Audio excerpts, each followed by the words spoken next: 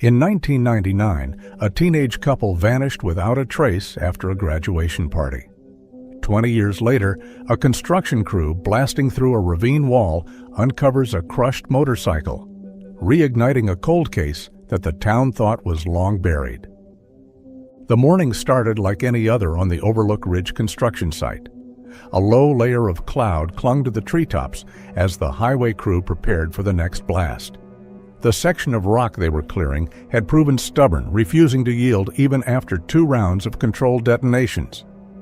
The project, an expansion of Route 7 to ease traffic between Fairfield and the state highway, had already run weeks behind.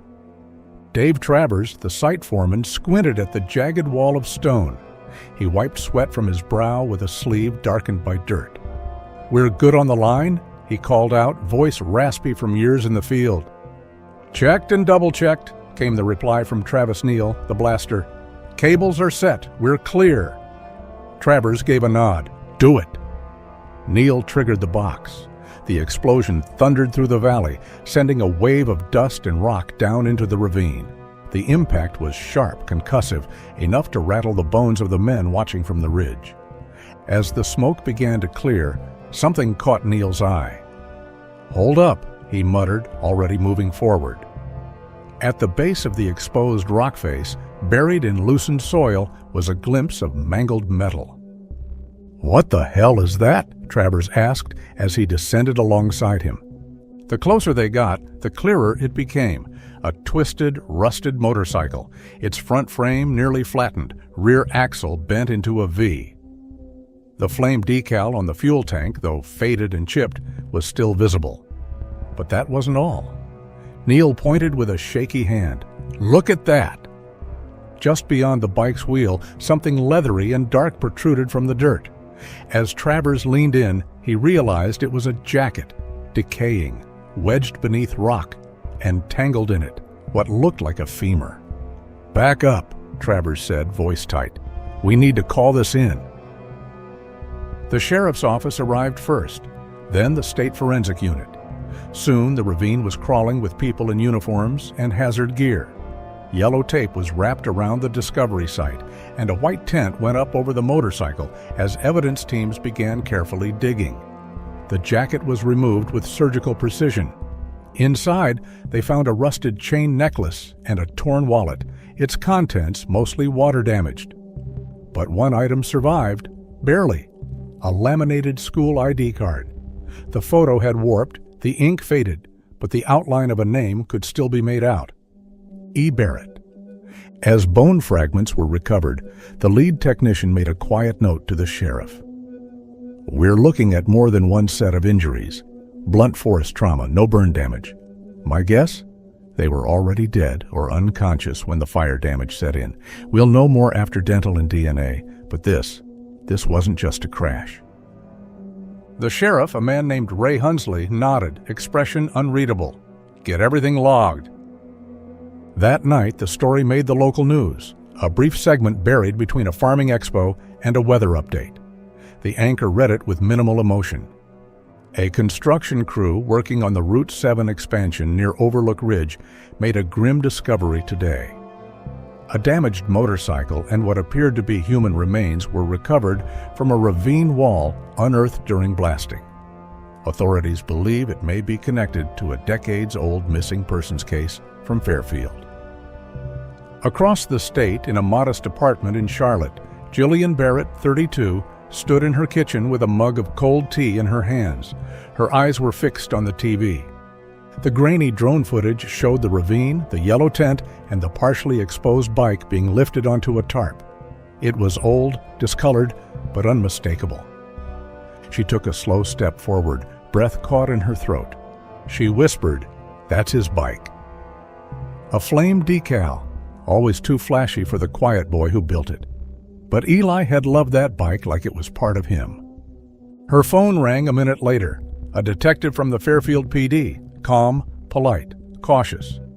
"We believe the motorcycle belonged to your brother. We're contacting family to assist in identification. Would you be willing to come in?" The drive back to Fairfield was long and heavy. Jillian hadn't been back in over 10 years. Her mother had moved to Florida. Her father passed shortly after that. The house they grew up in was now a rental. There wasn't much left in town for her, except, it seemed, the truth. She arrived at the coroner's office early the next morning. She was led to a small room where a tray of items had been laid out: the decayed leather jacket, a fragment of wallet, the charred class ring. Her hands hovered over the tray. "That's his," she murmured. "That ring. It was our dad's. He gave it to Eli before graduation." The medical examiner nodded. "We'll still run dental confirmation, but this helps us get ahead of it." Was she there too? Sadie? "No trace of a second body," the examiner said. "At least not yet." Jillian took a long breath, but her thoughts were already racing. She was only 6 when Eli disappeared, but she remembered Sadie. Her brother had adored her. Everyone thought they ran off together. Some said she was pregnant. Others insisted he was trouble, and she just got caught in it. She had always believed the story didn't add up. Now, finally, something was surfacing, and she wasn't going to let it slip away. Back at the Fairfield Police Department, Sheriff Hunsley stood beside a dry erase board already half filled with photographs, maps, and pushpins. The case from 1999 had never been officially closed, but it had gone cold quickly, labeled a likely runaway case with insufficient evidence of foul play. Now, with Eli Barrett confirmed dead and a suspicious crash site, it became a homicide. "We're reopening it," Hunsley said to the handful of detectives in the room. "Barrett's sister is cooperating. We'll start with family and friends, but I want someone from outside on this, someone with no ties to the old guard." Caleb Voss didn't look like a man who belonged in Fairfield. He was clean-cut, 35, quiet-eyed, more methodical than charming. His transfer from Raleigh came through just 2 weeks before the construction team blasted open the ridge wall and unearthed the wreckage. He hadn't unpacked half his boxes when the sheriff handed him the reopened cold case file. "I want someone who wasn't here in '99, Sheriff Hunsley had said. "Too many friendships tangled in this one." Caleb didn't argue. He opened the file at his desk: thin, mostly faded notes, and a brief incident report. 2 teenagers, Eli Barrett and Sadie Quinn, disappeared after a graduation party. Their last confirmed sighting was leaving a friend's house just after midnight. No traffic cameras, no highway toll records. Their assumption? They ran off together. Now, 25 years later, one of them had surfaced, or rather, what was left of him had. Caleb studied the crime scene photos, the crushed bike, the fragments of jacket, the ID. The ravine was remote, but not unreachable, just steep enough to swallow secrets. He marked the edge of the ridge and the surrounding terrain on a fresh map, then highlighted the trail leading to it. Something about the scene didn't sit right. Why hadn't they found this back then? He looked at the name on the sister's contact form, Jillian Barrett, and underlined it. It was time to start knocking on doors. Jillian stood in the attic of her childhood home, the early light of morning spilling across boxes she hadn't touched in over a decade.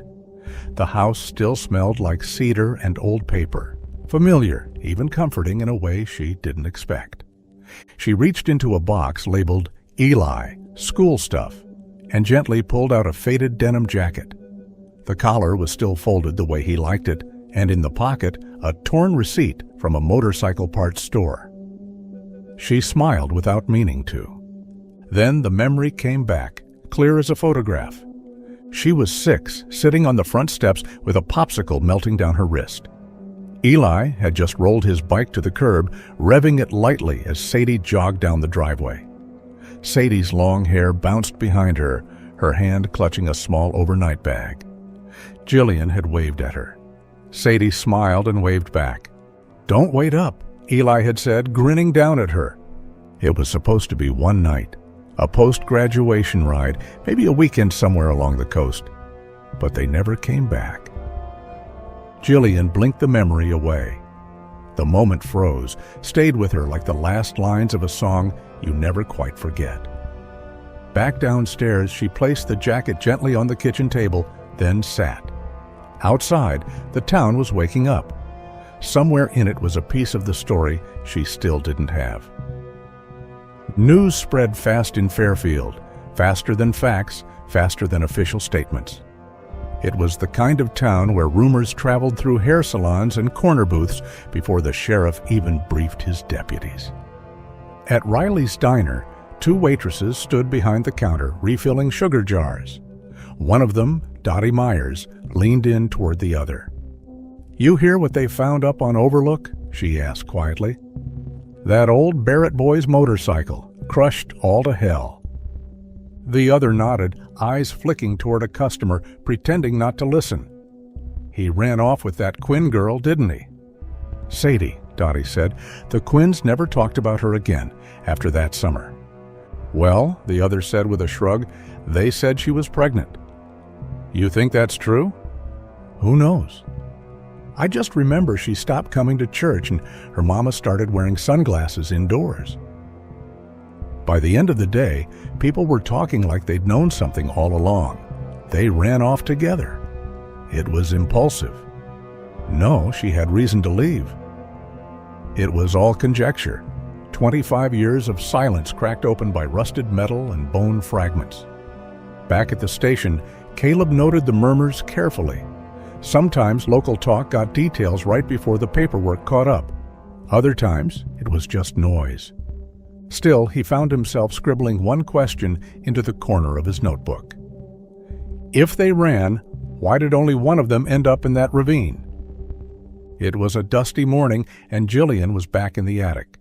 The light had shifted since yesterday, casting longer shadows across the wooden beams. She opened another box, one she barely remembered packing. Miss C, summer '99. Inside, she found Polaroids curled from age. Some were of family cookouts, others of birthday parties. Toward the bottom, she found a photo that stilled her hand. Eli crouched next to his motorcycle, tightening a bolt. Sadie stood behind him, arms crossed, grinning with her head tilted. There was something intimate in the photo, not just teenage affection, but a sense of shared ease. Jillian had heard the stories too, that it was a fling, a thrill ride, but this wasn't that. This was real. Jillian brought the photo down to show Caleb. He studied it in silence for a moment, then looked up. "You think they planned to leave together?" "They weren't running," Jillian said. "They were just in love." Caleb pocketed the photo gently. Then maybe someone didn't want them to leave. The Quinn's house sat at the edge of a tree line, paint faded, lawn yellowed from neglect. Caleb pulled up in an unmarked sedan and stepped out, adjusting his badge at his belt. He knocked twice. The door creaked open halfway. A man in his 60s with sharp cheekbones and a stiff posture looked him over. "You're with the police." "Detective Caleb Voss, I'd like to ask you a few questions about your daughter, Sadie Quinn." The man didn't flinch, but his grip on the door tightened. "We've said everything there is to say." "I'd appreciate a few minutes." "She was with Eli Barrett the night they disappeared. We found his remains." That caught his attention. He opened the door wider but didn't invite Caleb in. "And her?" "Still missing." He gave a hard nod. "Then you should be looking for her, not bothering us." Before Caleb could respond, a woman's voice called faintly from within the house. "Who is it?" "No one," the man said quickly. Caleb leaned slightly to the side. Through the narrow gap, he saw a woman seated at a window, her hands folded tightly in her lap. Her hair was gray now, tied back, her eyes hollow. "Mrs. Quinn," Caleb said gently, "I'm here about your daughter." She looked at him but said nothing. After a beat, she turned her face back toward the window. The door closed quietly a moment later. Caleb stood there a few seconds longer, then turned and walked back to the car. There was no welcome here, only silence. Caleb stood by the window in the coroner's office, arms folded, as Dr. Renee Atkins laid the report on the table behind him. The blinds were half drawn, letting in thin bands of light that streaked the linoleum. "It's him," she said. "DNA's a match. Eli Barrett." Caleb turned. Cause of death? Atkins tapped the report.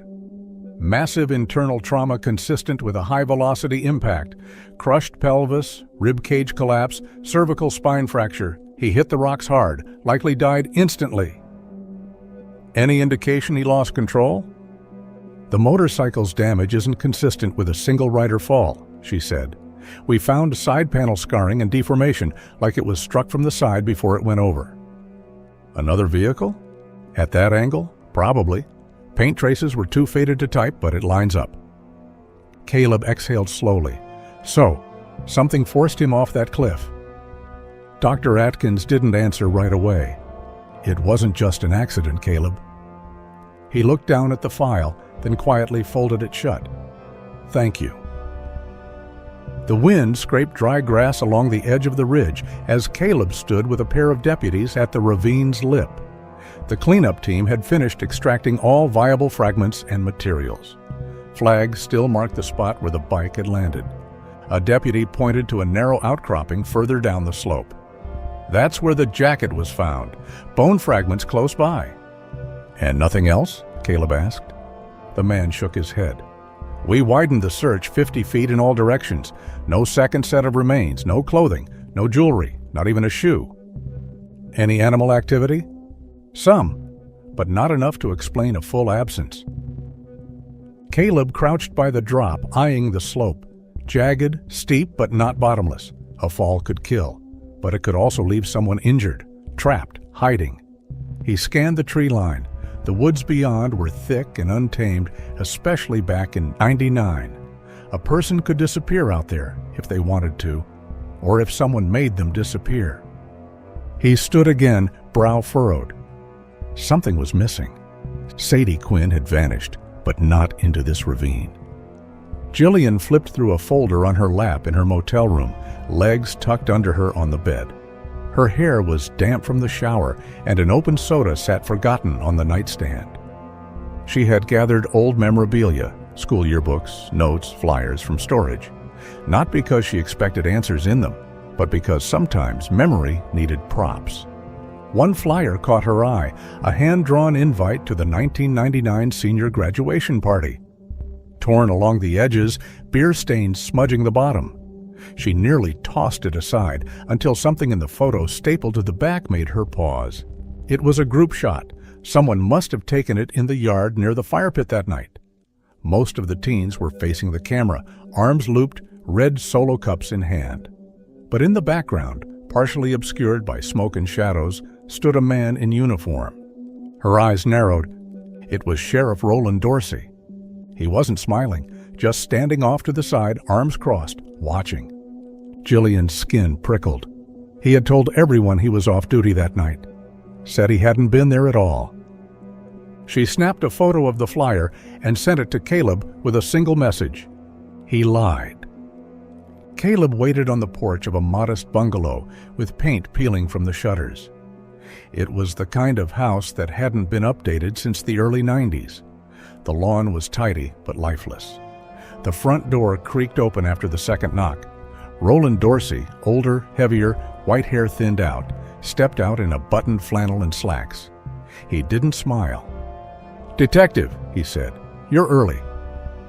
"I appreciate your time," Caleb replied calmly. "Mind if I come in?" "I do, actually. My wife's inside. She's not well." Dorsey stepped onto the porch and closed the door behind him. Caleb nodded, unfazed. "We're reviewing cold cases connected to the recent discovery in Overlook Ravine. Your name came up as the lead investigator on the 1999 disappearance." Dorsey gave a short grunt. "Yeah, Eli Barrett and Sadie Quinn. Vanished after a party. Case went nowhere." "Did you attend that party?" Dorsey's face hardened. "No, why?" Caleb showed him the phone screen. "You're in this photo, taken that night." Dorsey squinted at it, then shrugged. "Might have stopped by. Lot of kids drinking, and I was worried someone would start trouble. Didn't stay long." "You didn't include that in your statement." "It wasn't relevant." "You also led the search effort," Caleb said. "Assigned the search area, including the ravine." "I did what any sheriff would have done," Dorsey snapped. "We searched where the evidence pointed." Caleb tilted his head. Except the evidence was off. You never reported tire marks, vehicle debris, signs of a chase. Because there weren't any, Dorsey snapped. Look, whatever you're implying, be careful. You're poking at ghosts. You'll stir up things that don't need stirring. Caleb held his gaze. The truth doesn't mind being stirred. Dorsey stepped back, his jaw tight. Interview's over. Caleb didn't argue. He slid his notebook back into his coat and turned to leave. As he reached the sidewalk, he glanced back once. Dorsey was still there, watching. Arms crossed, eyes hard.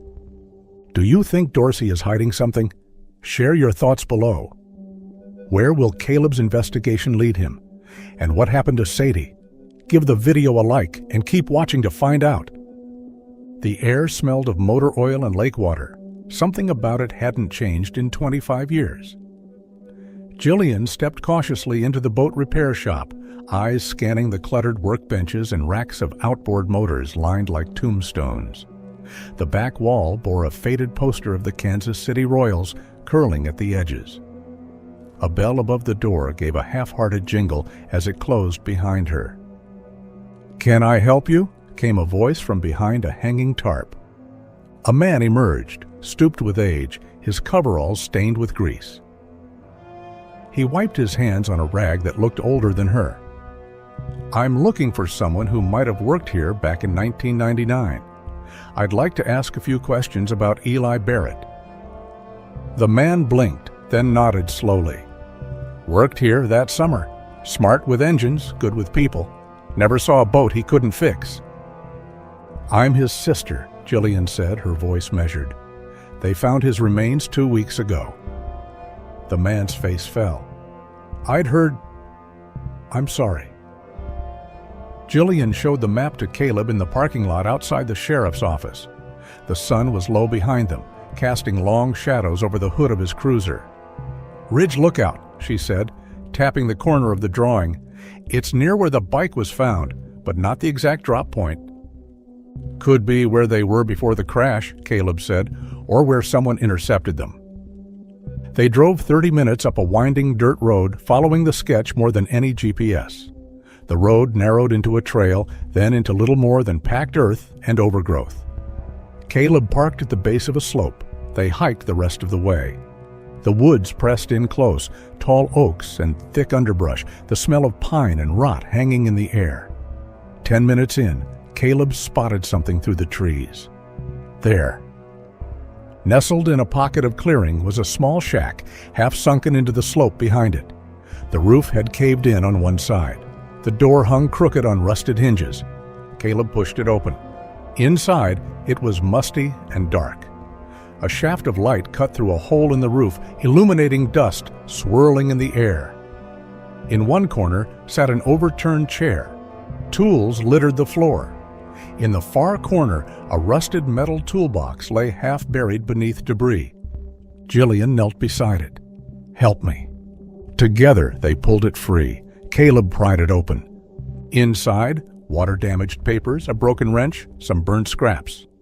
"Anything legible?" he asked. She sifted through the remains. One edge of a paper was marked with a faded town seal, something official once, now unreadable. The rest had been singed beyond recognition. They found nothing suspicious. It was a dead end.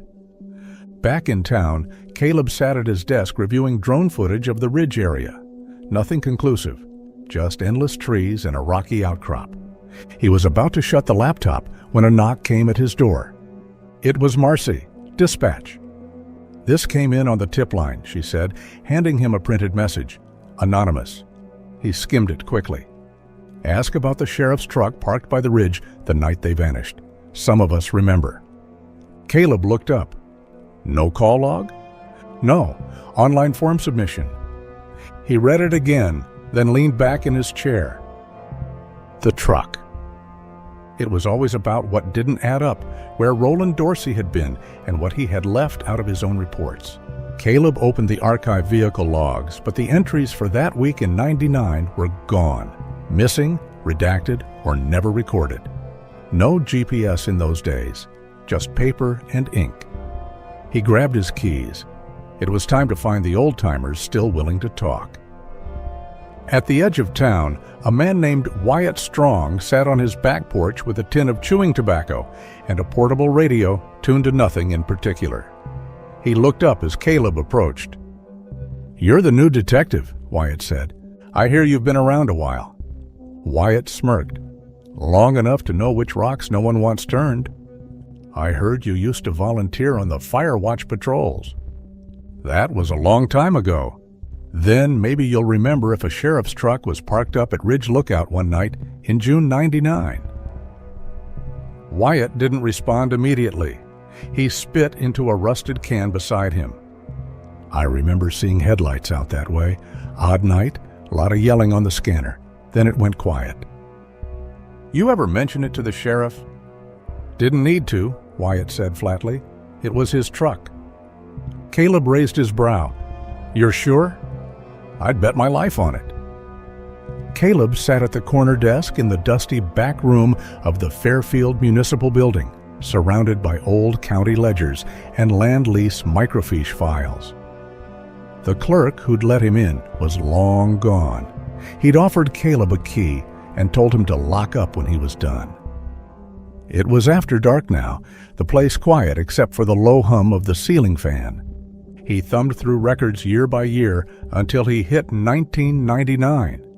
That summer, the ridge property above the ravine had been leased to a private party for seasonal game hunting, according to the notes. The name listed under the lease made Caleb sit back slowly in his chair. Roland Dorsey. He stared at the paper for a long moment, his thumb frozen on the page. Dorsey had led the original search party when Sadie and Eli vanished. He'd told reporters the couple had probably run off, maybe gotten lost in the woods. "We'll give them time to turn up," he'd said. Now Caleb traced the parcel number to an aerial map. The land extended all the way to the tree line above the ravine, the same ridge that overlooked the spot where Eli's crushed motorcycle had just been found. He took out his phone and called Jillian. "Can you meet me? I need to show you something." Jillian stood on the cracked sidewalk outside the municipal building, arms folded across her chest as Caleb handed her the printout. Her eyes ran down the page, stopping on the name. "Roland Dorsey leased the ridge," she said slowly. "In '99? He nodded. "Months before they disappeared." "But he was the one searching the woods. He was the one who told my parents to give it time." Her voice faltered, then hardened. "He stood in our kitchen and said Eli would turn up with a sheepish grin." "Maybe he knew he wouldn't," Caleb said. Jillian shook her head. "He was supposed to help us. He led the whole town on a wild goose chase." She looked at the line on the map again, then past Caleb toward the dark horizon. "I remember the way he talked to my mother, like she was hysterical for thinking something was wrong." Caleb studied her face. "I want to know why he leased that land and what happened up there." Jillian's hand tightened on the edge of the map. "Then we start with what's missing."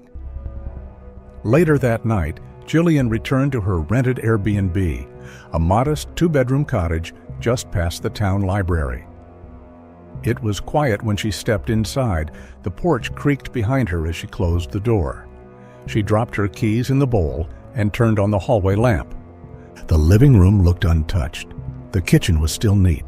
She passed through the room slowly, something tugging at the edge of her awareness, like a draft that didn't belong. Then in the bedroom she saw the desk drawer ajar. Her breath caught. She hadn't left it that way. The box where she'd kept Eli's things, photos, the old sketch map, a few loose notes, had been rifled through. Papers were still there, but the folded map was gone. She backed out of the room and checked the front door. Locked, the windows latched, no glass broken. Whoever had come in had either picked the lock or had a key. She stepped back and dialed Caleb. "Someone's been in here," she said, voice tight. "They took Eli's map." He was there 10 minutes later, flashlight in hand, checking door frames and windows. "No sign of forced entry," he said. "Could be someone wanted that map enough to risk breaking in quietly. Or someone who didn't want us to find what it pointed to." The next morning, Caleb sat at his desk at the Fairfield PD, elbows buried in open folders. Jillian sat across from him, flipping through the crime scene photos from 1999. The ones taken from the ravine showed only surface brush and tire tracks, nothing that clearly indicated a crash. But what bothered Caleb more were the old statements. Dozens were missing, and others had been heavily redacted, even though there was no ongoing trial or juvenile involved. One page in particular stood out, a witness statement from the night of Sadie's graduation party. The text had been blacked out and the name removed. He flipped through the corresponding report. The listed officer was Roland Dorsey. Half of these weren't filed properly, he said aloud, or they were pulled and never resubmitted. Jillian glanced at him. You think he covered something up? I think the man who leased the land where Eli died and led the search for your brother also handled the evidence that would have raised red flags. He shut the folder and sat back. Jillian waited near the back entrance of the county hospital, arms folded, eyes scanning every nurse who exited. When Kristen Allman finally appeared, shoulder-length blonde hair now streaked with gray, her ID badge swinging against scrubs, Jillian stepped forward. Kristen? Kristen Allman? Kristen blinked at her, then recognition softened her features. You're Eli's sister. I was hoping you had a few minutes. They sat at the edge of a courtyard bench flanked by half-dead shrubbery. Kristen clasped a takeaway cup, her fingers trembling slightly as Jillian eased into it. You were close to Sadie, Jillian began, right up to graduation. Kristen looked away. We were friends, yeah, but things shifted that spring. She stopped coming around. Do you remember why? Kristen hesitated, then exhaled. She wasn't herself. Nervous, distracted, like she was always checking over her shoulder.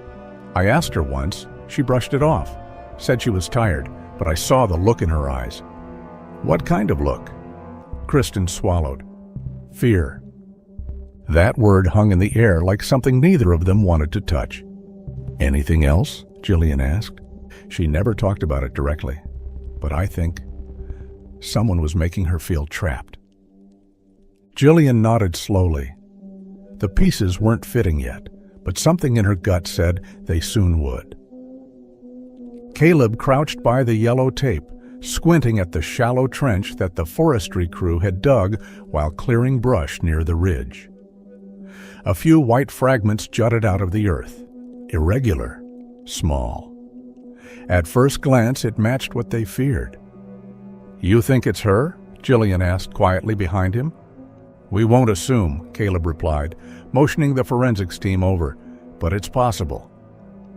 They watched in silence as the team carefully extracted the fragments. Every movement was precise, measured. Jillian felt her breath catch every time a new bone surfaced. But an hour later, the lead forensic tech, a woman with calm eyes and gloved hands, walked over and shook her head. They're not human, she said. Canine, most likely. Maybe coyote. Jillian stepped back. She didn't know whether to feel relieved or disappointed. The weight of unknowing still pressed down on her. It was just past 7 p.m. at a dusty gas station outside the town of Red Hill, population under 3,000. The sun was already dipping, casting copper light across the parking lot where a few pickups idled. Inside, the flickering TV behind the cashier played the evening news from a regional affiliate. The motorcycle found in the ravine off Ridge Road has been identified as belonging to Elijah Barrett, missing since June 1999. Investigators have reopened the case. A woman paused halfway between the snack aisle and the register, her plastic bottle of orange soda dripping condensation in her hand. Her eyes locked onto the screen. The reporter continued. Authorities believe foul play was involved. Barrett was last seen leaving a high school graduation party with his girlfriend, Sadie Quinn, who remains missing. The image shifted to an old yearbook photo, Eli grinning beside his rust-red bike, and Sadie, arms crossed, a little reserved, standing beside him. The woman in the gas station gripped the bottle tighter, her jaw clenched. Ma'am, the cashier asked. "You all right?" She blinked, then nodded, her voice brittle. "Yes, just... that was someone I used to know." She left the soda on the counter and walked out without another word. 3 days later, Jillian's phone buzzed just as she stepped out of the sheriff's office. She didn't recognize the number, but something about the area code caught her eye. She answered. A woman's voice came through, low and measured. "Hi, is this Jillian Barrett?" "Yes," Jillian replied cautiously. "My name is Sarah Keller. I think I may have information about the case you're working on. I saw your brother's picture on the news." Jillian stopped walking. "What kind of information?" There was a pause.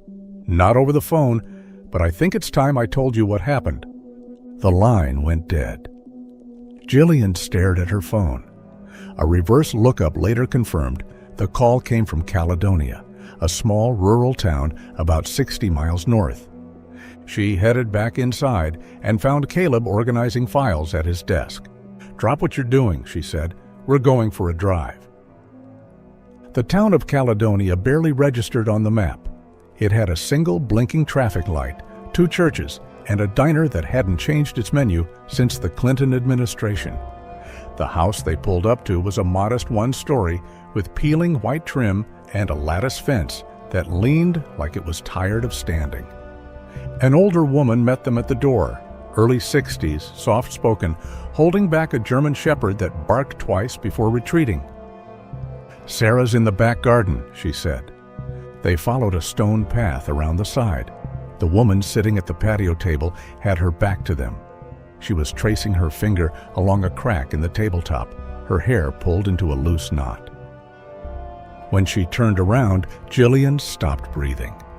Thinner, older, with lines that hadn't been there before. The same soft-set eyes, same angular jaw. And the moment she saw Jillian, she stood. "I never thought I'd see you again," Sadie said, her voice trembling. "You look so much like Eli now." Jillian couldn't speak. Caleb stepped in gently. "Sarah Keller?" She nodded once but didn't sit down. "Sadie Quinn." The room was quiet except for the ticking of the wall clock. Caleb had dimmed the harsh ceiling light to ease the tension, but nothing could soften the weight in the air. Sadie sat stiffly across from him, her hands folded tightly on the table. Jillian stood nearby, silent, her arms crossed, jaw clenched. "You need to start from the beginning," Caleb said gently. Sadie glanced down, her voice fragile. "They got it all wrong. Everyone, for 25 years. She paused. "I didn't run away. Eli and we were in love. He wasn't some reckless boy. He was thoughtful, steady. We were going to leave after graduation and start fresh somewhere new. He had it all planned out." Jillian lowered her gaze. "You were going to leave that night?" Sadie nodded slowly. "After the party. Eli had fixed up the bike, mapped out a ride, said the stars were out and the ridge road would be beautiful under the moonlight." She closed her eyes briefly. "But Xander, he was watching us. I know that now. He couldn't let go." Caleb leaned forward. "Xander Dorsey?" She nodded again. "We'd dated the year before. It ended badly. He had a temper, possessive, paranoid. When I moved on with Eli, he started showing up at my house, leaving notes. Once he even left a dead bird on my porch. My mom said to let it go, that his father was the sheriff. No one would believe me anyway." "And Eli?" Jillian asked. "He knew. I downplayed it, but he was starting to get worried. Said he'd confront him if it continued." Sadie's voice cracked, but she pressed on. "That night after the party, we took off on Eli's bike. It was supposed to be our start, just the 2 of us. The stars were so bright, you could see everything." She swallowed hard. "Then we noticed headlights behind us. At first, Eli thought it was a hunter or someone else leaving late, but the truck didn't pass us. It followed us, closer and closer." Caleb kept his voice calm. "Did you see who was driving?" "Not at first, but as it pulled up beside us on the ridge, I recognized the decal, the sheriff's truck. We thought it was Roland. Maybe he was patrolling. Eli slowed, but then..." Then we saw it wasn't him. Her hands trembled. It was Xander. Jillian stiffened. He stole his father's truck? I think Roland gave it to him, or at least let him use it. Either way, Xander didn't try to pass us. He swerved at us. Eli yelled and tried to pull away, but there wasn't much space. We were too close to the edge. She looked down, her voice barely audible. He rammed us right into the ravine. The room fell silent. I don't remember the fall, Sadie murmured. I just remember waking up in the dark. My leg was broken. Eli was beside me, not moving. There was blood. His neck was... She shook her head. He was gone. She looked up at Jillian. He didn't suffer. Jillian turned away, jaw trembling. I don't know how long I lay there. A day, maybe two. I drifted in and out. Then someone found me, an older man, Leo. Leo? Caleb asked. He lived in a trailer off the logging road. A quiet type. Not all there, mentally, but kind. He carried me back, nursed my wounds. I begged him to take me to the hospital, but he wouldn't. Said he didn't trust outsiders, that the sheriff would come after us both. Caleb frowned. He knew about the sheriff? He didn't explain, just said the people up there were dangerous. Maybe he was paranoid, but I was scared. And when I heard the news, how the search had ended with nothing found, I figured they'd written us off, maybe even blamed us. So you stayed hidden. I stayed alive. By the time the story was finished, Jillian had sunk into the nearest chair, silent and pale. Caleb folded his arms. And Leo? Passed away 3 years ago. I took his last name, Keller, and moved towns. Why now? Jillian finally asked. Sadie's eyes welled. Because I saw his picture on the news. Eli, that bike. And I knew. I couldn't stay hidden anymore. Caleb stood. We'll need you to come back with us, make a formal statement. Sadie hesitated. If they know I'm alive, they'll come after me. You're not alone anymore, Caleb said. We'll keep you safe. They didn't notice the car parked 2 blocks down the road, engine idling. Inside, a figure lowered a pair of binoculars and reached for the radio. She's alive. Detective Caleb Voss leaned over the cluttered caseboard, the string lines now intersecting with fresh printouts, some yellowed photographs, and new notations in bold red. He wasn't just reviewing Sadie's statement, he was challenging decades of silence. He turned toward Jillian, who sat across from him, thumbing through a binder of archived evidence. Do you see this? Caleb pointed to a copy of an old police report, dated June 1999. A witness account filed 2 weeks before Eli vanished. It described a confrontation behind the high school gym. Xander Dorsey allegedly lunged at Eli, shouting threats, only to be pulled away by 2 friends. The report ended mid-sentence. No follow-up, no interviews, just a stapled note. Filed, no action required. Jillian's eyes narrowed, and no one thought to look at this again. Caleb didn't answer. He was already shifting his focus to a grainy photo from the ravine site taken just days after the crash. Here, he said, tapping the image. Tire tracks at the ridge, deep, wide set. These weren't from the coroner's van or search crews. I had them enhanced. They match a make and model that was in Sheriff Dorsey's personal use records that year. Jillian didn't speak, just nodded slowly. They both knew what that meant. Corroboration. A pattern. Cover-up. Word of the reopened investigation spread fast. Too fast. Within days, Caleb began receiving calls from officials higher up the ladder. A deputy mayor, an old judge, even the chief of police in a tone that sounded more like a warning than concern. Roland Dorsey, the chief had said, served this town for 27 years. Maybe you're chasing the wrong ghost, detective. By the following afternoon, Caleb noticed a different chill in the precinct. Files he'd flagged went mysteriously missing from the digital archive. 2 witness statements Jillian had mentioned from Sadie's birthday were no longer accessible due to administrative error. Someone was scrubbing history clean. And fast. He turned to Jillian in the break room, voice low. They're trying to discredit Sadie, saying she's unstable, that I'm inexperienced, that this is a vendetta." "Then we go louder," she said, jaw set.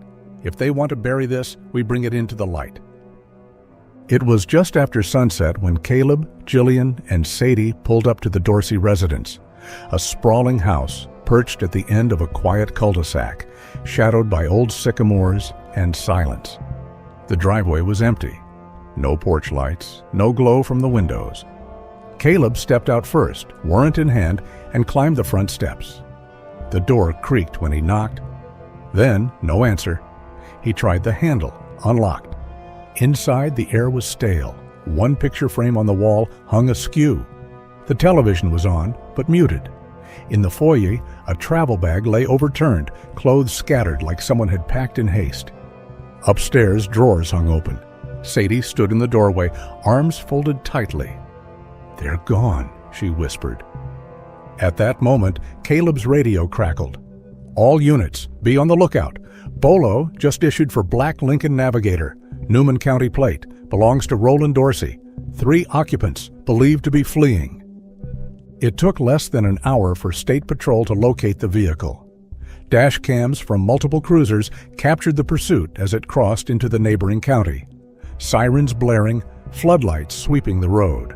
Aerial footage showed the SUV cornered near a way station. Helicopters hovered as officers moved in from all sides.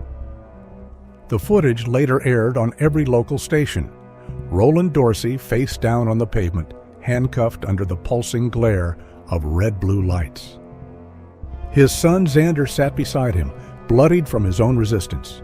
Their wives stood at the shoulder, children crying quietly in the back seat, stunned. No one expected the fall to come so fast. Back at the precinct, Caleb entered the interrogation room with Roland first. The former sheriff sat with his arms calmly folded, leaning back in the metal chair as if hosting a casual meeting. "You're making a mistake," he said coolly. "You have no idea what you've stepped into. I've got counsel on the way." "You've been protecting a killer for 25 years, Caleb replied, voice steady. "You misled a murder investigation, tampered with evidence, buried statements. That ends tonight." Roland smiled faintly, almost in pity. "Do your job, son, but you're wasting time." Caleb let the silence stretch before walking out. Xander sat differently, nervous, twitching fingers, sweat darkening his collar. Caleb entered and said nothing for a while, just observed. "Whatever you think happened," Xander began, but the door opened again and Sadie stepped in. She didn't speak, just stood in the doorway, calm, watching. Xander's expression shifted instantly, pale, eyes wide. I thought you were dead," he stammered. "I guess fate had other plans," she said evenly. Xander swallowed hard. "I didn't mean to. I just wanted to scare him. He took you from me. I didn't know you survived." The confession spilled out fast, disjointed and panicked. Caleb motioned to the mirrored window and Sadie stepped out. It was all on tape. Caleb walked into the next room with the video playback queued up. He set it in front of Roland and let the tape run. Xander's voice echoed across the room. "I didn't know you were still alive. I just wanted to scare him." Roland didn't move at first. Then, slowly, he leaned forward, rested his elbows on the table, and exhaled. "He called me that night," Roland said at last. "Panicked, screaming. I drove up there. I found the wreck. He was crying, didn't know what to do. So I did what a father does. I fixed it, burned the files, redirected the search effort away from the ridge. I told myself they'd never be found. They were just kids." Caleb didn't blink. "You buried a murder." Roland shook his head weakly. "I buried a scandal, one that would have brought this town to its knees." "No," Caleb said quietly. "You buried Eli Barrett." The courtroom was packed. Cameras hovered outside the courthouse for weeks. Local news vans double-parked across the street, and the town of Overlook Ridge became a name on state and national headlines. The trial of Roland and Xander Dorsey, wasn't just about justice. It was about legacy, power, and what silence costs. Sadie took the stand first. She wore a plain blouse, no makeup. Her voice held steady as she recounted the night of the crash, how Eli had suggested a ride beneath the stars, how they were run off the road by a truck with a sheriff's decal, Xander behind the wheel. "He didn't slow down," she told the jury. "He rammed us. Eli tried to protect me, and he died for it." The courtroom sat in breathless silence. Expert witnesses followed. Tire mark analysts, forensic technicians, even a retired archivist who had salvaged search maps altered by Rowland in '99. The state painted a damning picture of deception carried across 2 decades. Rowland Dorsey, once the town's pillar of law and order, was convicted of obstruction of justice, tampering with evidence, and being an accessory after the fact. The verdict came with little deliberation. Xander Dorsey was found guilty of second-degree murder. The defense argued it was an accident, that he never meant to kill Eli, but the prosecution replayed his taped confession for the jury. "I just wanted to scare him." It was enough. When the sentencing was handed down, Rowland received 25 years. Xander got 30. Neither man showed emotion as they were led from the courtroom. But outside, the town stood fractured, some in quiet applause, others stunned into anger, clinging to old loyalties.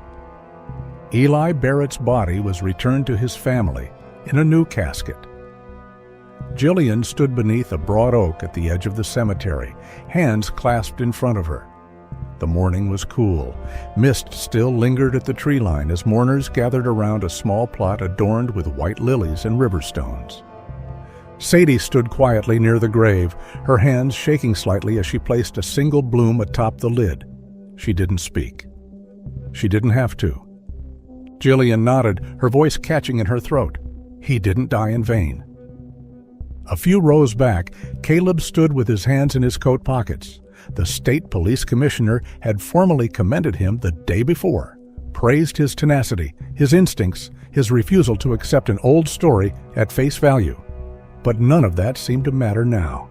He was watching the people, the ones who finally knew what happened, the ones who never would have believed it without proof, the ones who, for better or worse, would never forget the name Eli Barrett again.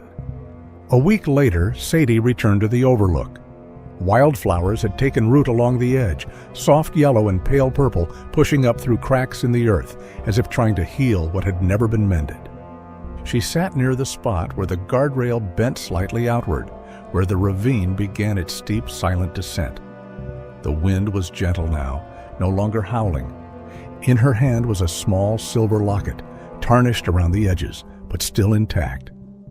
Inside was a photo of her and Eli from their last high school dance, his arm around her shoulder, her smile barely contained. She didn't cry.